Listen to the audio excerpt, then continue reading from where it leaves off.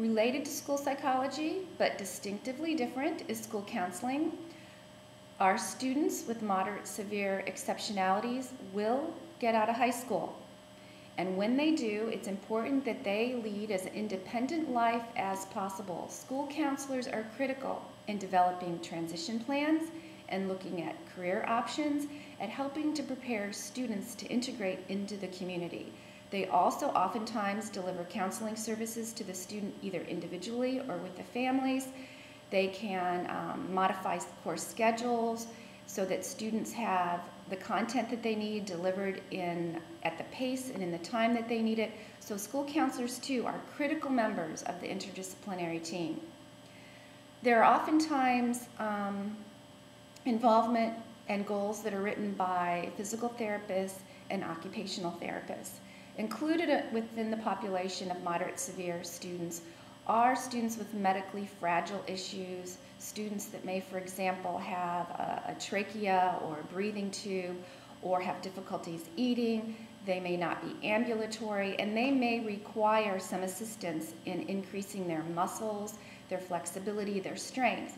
An OT and a PT can help with academically directed activities that are directly related to academics, such as holding a pencil, but they may also be involved with helping a student to develop stamina so he or she can sit up without assistance, so that they can stretch their arm appropriately, so they know how to respond when they have spasticity in a hand or in a leg. And so there are a lot of physical issues, unfortunately, that students are challenged with, and a PT and OT, they are invaluable in helping students how to deal with that. Related to that are nurses. Nurses can often be important members of the interdisciplinary team because our students are often on different medications. Nurses are responsible sometimes for administering the medications, but also knowing the side effects. There are medications that have side effects that should prevent students from, example, being exposed to the sun. They can burn very easily. There are some side effects, as many teachers and parents know, that can result in students feeling very drowsy or lethargic, have difficulty concentrating. So nurses are an important part of the team in that they can provide that medical supervision.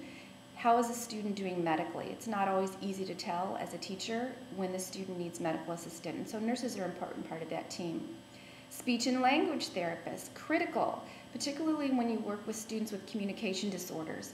Autism, for example. Two of the major indicators of autism are deficits with social skills and communication. Speech and language therapists can teach not only how to articulate and increase fluency, but also alternative modes of communication so that students can learn sign. They can use, maybe not technically sign, but nonverbal cues.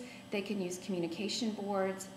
Speech and language therapists can work with families, they work with teachers, they work with administrators, they work with students and groups of students. But communication, and if you think about it, being unable to communicate what your needs are can be very, very exasperating, exhausting, and so it's important for speech and language therapists. Speech and language therapists also tend to deliver services that are consistent with the school psychologist in being able to measure cognitive skills, vocabulary.